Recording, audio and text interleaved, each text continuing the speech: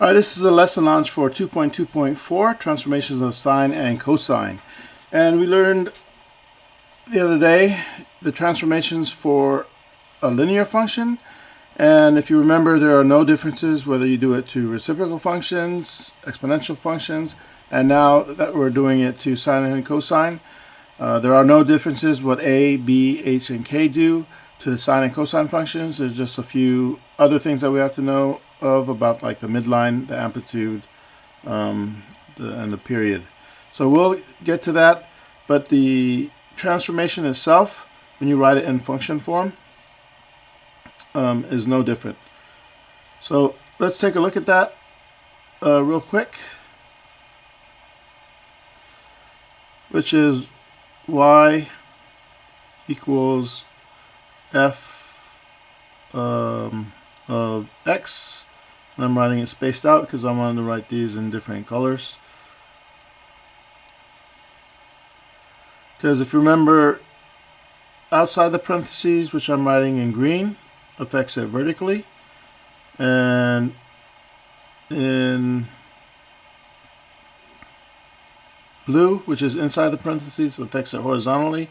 And if you remember, inside the parentheses, it shifted it and stretched and compressed it a little differently than what you expected.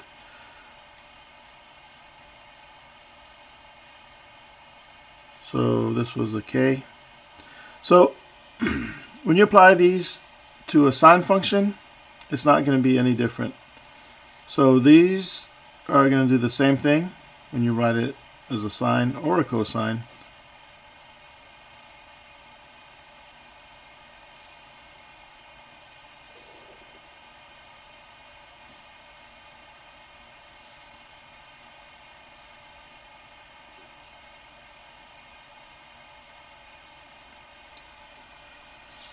So when you look at it a little closer, so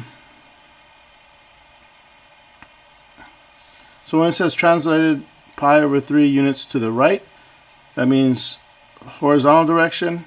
So, and to the right, so it's going to be minus.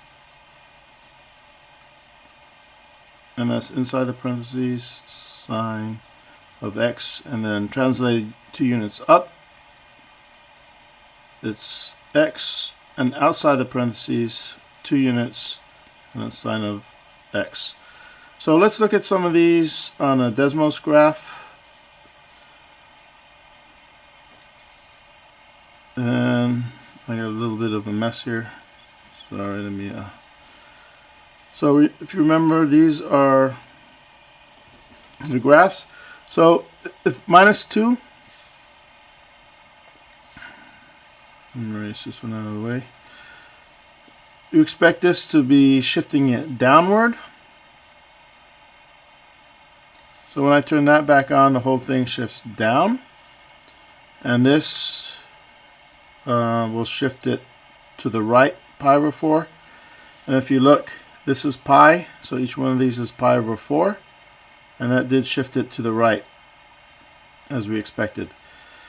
So what happens when we apply, let me get that out of the way. When we apply this 4x, remember it's outside, so it's going to stretch it vertically. So, let me get this out of the way. So this graph just stretched vertically. And then we put a 2 here. It's going to compress it. Now we'll look at a math note real quick. That 2 pi is one cycle because it starts from 0 going up. It gets back to 0, but it's going down. So when it gets back to 0 and going up again, that's 2 pi. And it completes one cycle in 2 pi radians. So when we put a 2 here, remember that it's inside the parentheses, so it's going to compress it, and now it completes one cycle in just pi radians. And then in 2 pi radians, it completes 2 cycles. So you can see that compression effect. So when we go back to the text and look at the math note, down below.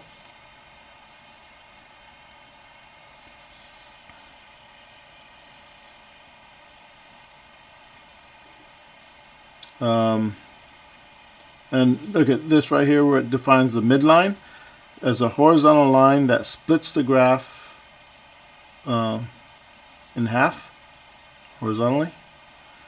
So that midline for these graphs are at 0. And then remember, when we apply this shift vertically, it just shifts the midline also. And that's a good reference point when you're shifting things vertically, is just shift the midline down 2 spaces. And then the amplitude is just the maximum or minimum for the graph.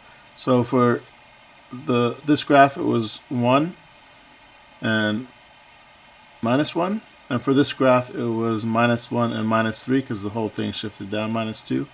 And because we stretched it here, it was 4 and -4. So if we continue down looking at the math note, the other thing we're concerned with is what we talked about, the cycle and the period in which it completes one cycle. So it's down and increasing, and then down at the minimum again, and then increasing. Is one period. So that should help you get started. If you have any questions, please let me know. Thank you.